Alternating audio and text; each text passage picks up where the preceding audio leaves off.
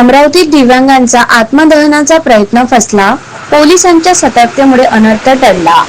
पोलिसांनी पेट्रोलची बाटली हिसकावून आंदोलन रोखले. सार्वजनिक बांधकाम विभागातील शासकीय मालमत्ता चोरी प्रकरणी चौकशीची मागणी. प्रशासनाकडून 8 दिवसात चौकशीचे लेखी आश्वासन.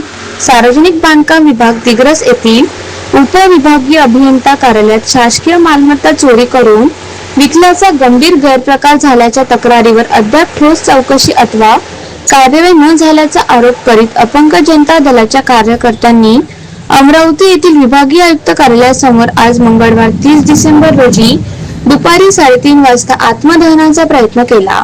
मात्र अमरावती गाडगेनगर पोलिसांनी वेळेवर हस्तक्षेप करत आंदोलनकर्त्याच्या हातातून पेट्रोलची बाटली हिसकावून घेतल्याने मोठा अनर्थ टळला.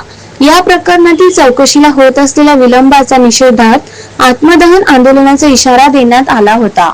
या संदर्भात विभागीय आयुक्त अमरावती यांनी यवतमाळ जिल्हाधिकारी, पोलीस अधीक्षक व सार्वजनिक बांधकाम विभागाच्या कार्यकारी अभियंत्यांना तातडीने कार्यवाही करण्याचे निर्देश दिले आहेत. अपंग जनता दलाचे यवतमाळ जिल्हाध्यक्ष दीपक गुलाब जाधव यांनी 22 डिसेंबर रोजी दिलेल्या निवेदनाच्या अनुषंगाने ही कारवाई करण्यात आली आहे. आंदोलनानंतर विभागीय आयुक्त कार्यालयाच्या वतीने आंदोलनकर्त्यांना लेखी पत्र देऊन 8 दिवसात चौकशी सुरू करून आवश्यक कार्यवाही करण्यात येईल असे आश्वासन देण्यात आले.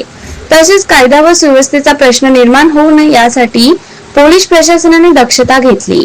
या आंदोलनात अपंग जनता दलाचे यवतमाळ जिल्हाध्यक्ष दीपक जाधव, आयाज काजी, पांडुरंग चव्हाण, अमरावती महासचिव राहुल वानखडे, ज्योती देवकर, करामत शहा आदी सहभागी झाले होते. पोलिसांच्या सतर्कतेमुळे आत्मदहनाचा प्रयत्न अयशस्वी ठरला असून प्रकरणातील पुढील कारवाईकडे सर्वांचे लक्ष लागले आहे.